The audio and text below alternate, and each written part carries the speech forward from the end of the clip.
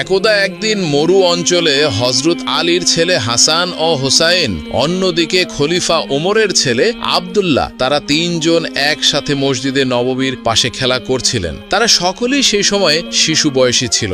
শিশুরা খেলতে খেলতে কিন্তু অনেক সময় ঝগড়াঝাটি করেই থাকে। তাদের মধ্যেও এই একই ঘটনা ঘটে গেল। খেলা করতে করতে হোসাইন ও আব্দুল্লাহর মধ্যে তুমুল ঝগড়া লেগে গেল।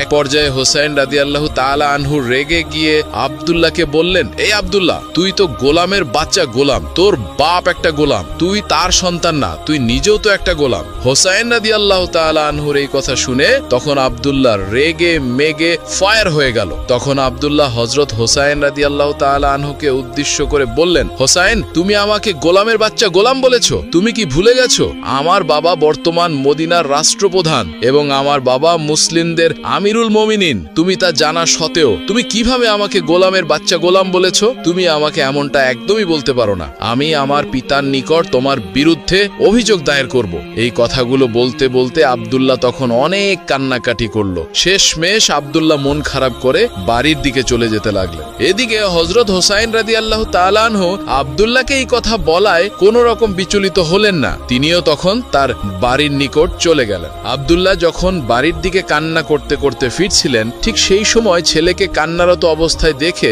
খলিফা ওমর জিজ্ঞাসা করলেন, বাবা আব্দুল্লাহ, কি হয়েছে? তুমি কাঁদছো কেন? সেই সময় হযরত আব্দুল্লাহ রাদিয়াল্লাহু তাআলা আনহু কিছুটা বিচলিত হয়ে গেল।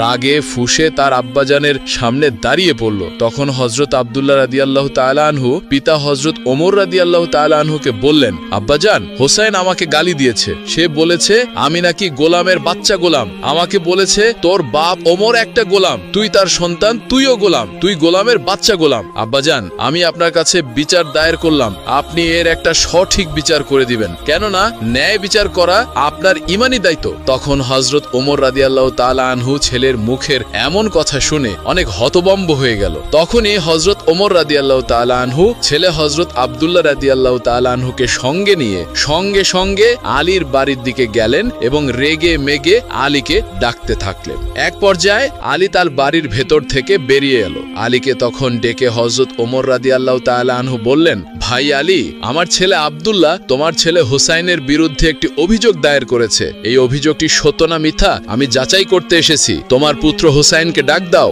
হযরত আলী রাদিয়াল্লাহু তাআলা আনহু হোসাইনকে সামনে ডাক দিলেন। খলিফা ওমর রাদিয়াল্লাহু তাআলা আনহু নিজেই হোসাইনকে জিজ্ঞাসা করলেন, হোসাইন, তুমি কি আমার পুত্র আব্দুল্লাহকে গোলামের বাচ্চা গোলাম বলে গালি দিয়েছো? 6 বছরের ছোট বালক হযরত ইমাম হোসাইন রাদিয়াল্লাহু তাআলা আনহু এক বাক্যে স্বীকার করে বললেন, হ্যাঁ, আমি আব্দুল্লাহকে গোলামের বাচ্চা গোলাম বলে গালি দিয়েছি।